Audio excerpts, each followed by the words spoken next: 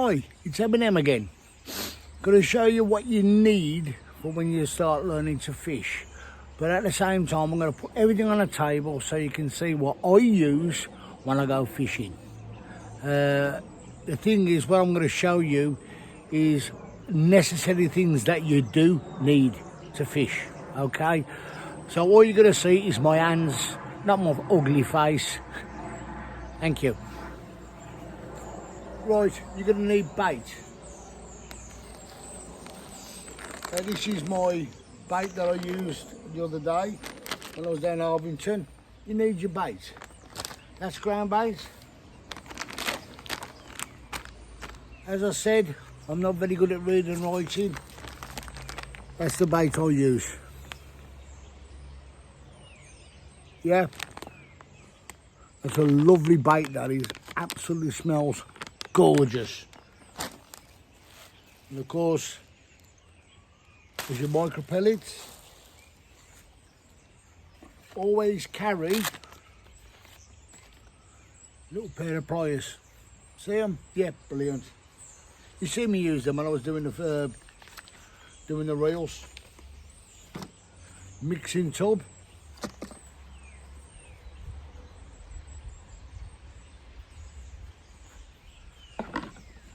Bait boxes, you need them because you can stick sweet corn, ground bait, or your ground bait, your maggots, your sweet corn, your micro pellets, your worms, which you get smaller ones. Floats, okay, some floats. Now this is what I've got in my bag. You don't have to do this straight away. You can take your time getting this stuff. Here are all different size hooks. Always have loads of hooks. All these are barbless hooks. Them are size 10s, them are size 18s, 16s, and them are 12s, 10s, 12s. Always have loads of barbless hooks, because most of it usually go on a barbless. I've already got some pre-tied hooks, believe it or not, a size 22. Ridiculous. They're very small. You can get a maggot, you can hide that inside a maggot. The fish won't be able to see that. Right, I'll put them hooks back in there. Always have a load of hooks. That's one box of them anyway. I always carry a box, another box of spare hooks. There's another load of hooks for you. Oh God. Put all them in there. I'm trying to do this as quick as I can. Right, that's the start of your important stuff. Your tubs, your ground bait, hooks, floats.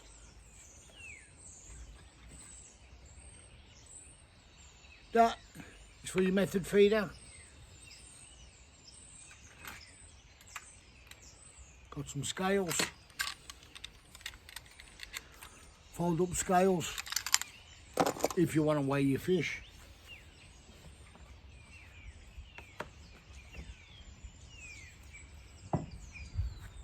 That's what you call a set of scissors. Collins scissor hands. Because the reason why you can chop your worms up with them.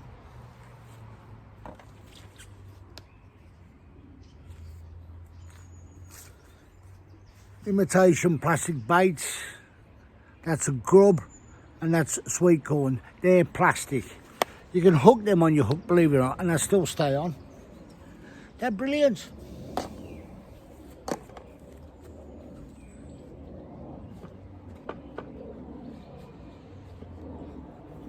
Again, another pair of pliers, look, to flatten your hooks down if you want to make them to barbless. And these are interesting, they're little plastic things that you can hook on your hook and then feed your pellets on, your hard pellets that will sink. That's if you're using hard pellets.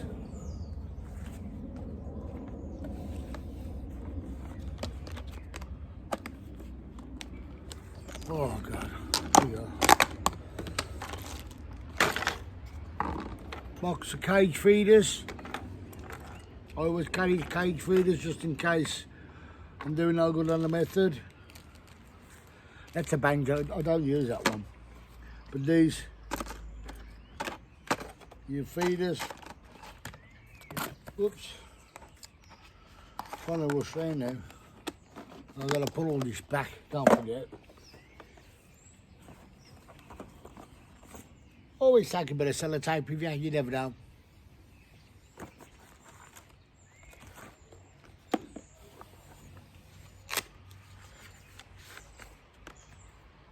Whoops.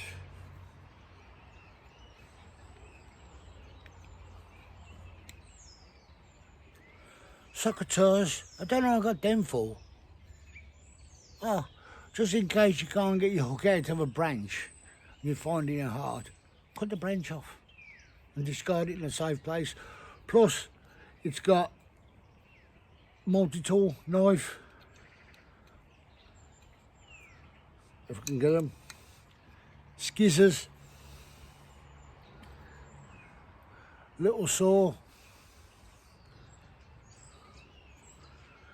and a little digging spade so you can plant a tree. Marvellous tool. I just picked it up the night before. Whoops, fold it all away. All collapses down like that. In your little bag. Keep it dried, stop it getting rusty. Most important thing as well, anything you use which is metal, always dry it. Few things for piking that I use. That's all if you put in a bait on, a dead bait. Yep. Even though I don't need piking with this, I'll keep them in there just in case. Because you can use a float rod for piking. Because there's a little, I have got a little pike float somewhere, it's about somewhere. Oh, there they are there. See? Little pike float, another little pike float and a few gubbins in there. The same. Right, now I'm going to come to opening Pandora's box. Oops. Oh, this is a seat. In the old days they were made out of wicker, so they were called creels. Now they're called boxes. Plastic, lightweight, beautiful. Long nose pliers, long nose surgeon scissors, just in case the hook goes right down, you can't get it, and the fish has got a big mouth. Get it twist out, no problem. Again, this is all full of little bits. Different disclosure, different colours all the time. You can buy them in all different colours, pink and yellow and green and blue. Yeah, and whatever. I'm being silly now.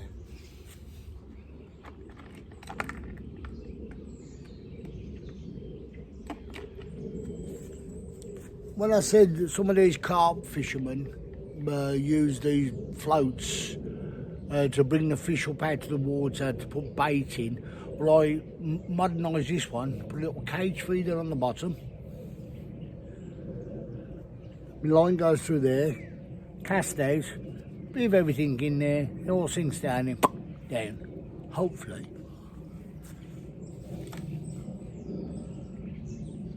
Another big pike float.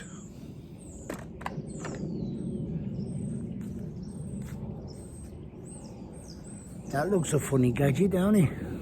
That's a hook tire. I'll show you how to use one of those. They're brilliant as well, they're good. That's what you're doing spade heads. If you can't do it by hand, get one of these.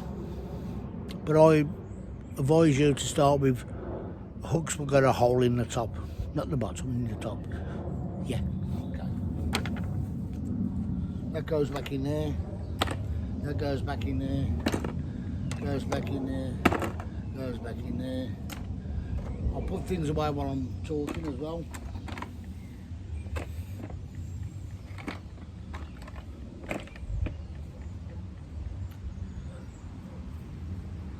That funny thing goes on a rod rest.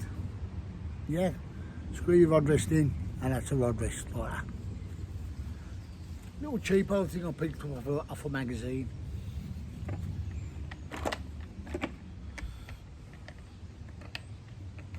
We'll just clip it back up.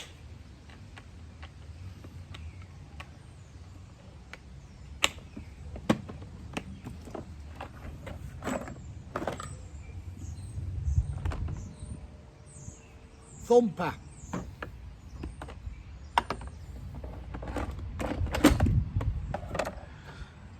Now, some more bait boxes there.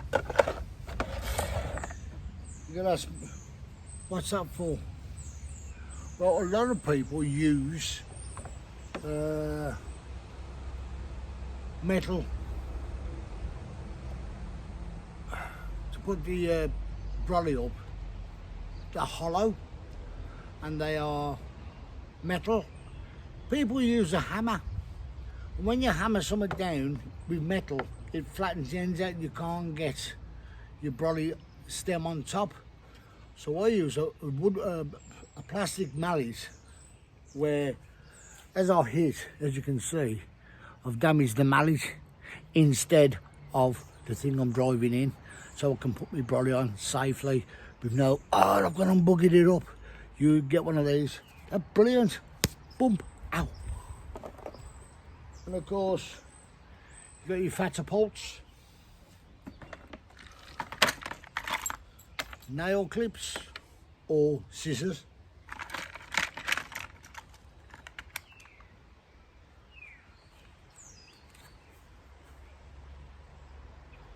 That's an interesting tool. It's got a little hook on it there. You pull your line through if you're using luncheon meat and put a stopper on it. I'll show you that when we do some carp fishing.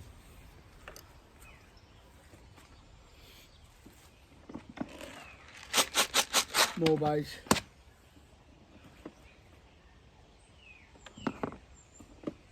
Of course, the best thing, sweet cod. Plastic bag, put your rubbish in. Guides for your brolly.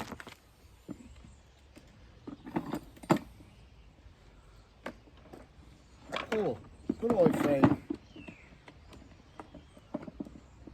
I found some more disgorgers.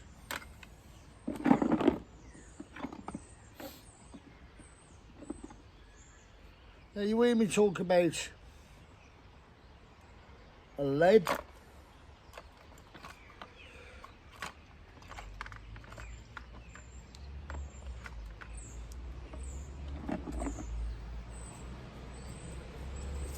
I've showed you the plumb bob. There's two types. Plumb bob to get your depth. There's this one and there's that one. See, it's like a pyramid, but on the bottom it's got a bit of cork so you can stick your hook in, plumb the depth. But this one is a posh one. There it is. So pretty. Daft bat. Anyway, ledgers. When you go on a river and you just want a ledger fish, get a swivel and clip it on. That's a ledger. There's your swivel. Oh, hang on a minute. There's your swivel. See? Woo. And there's the rest of it. All goes on because that spins in the water like that. That's for another plumb bob. Oh, that's a ledger with a swivel on. That's what you call ledgering.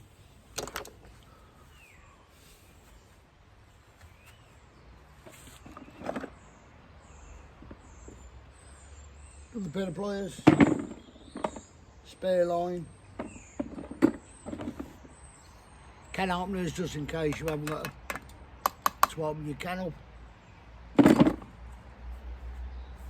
I will go on to the next phase after this intro, after this one. Catch you later.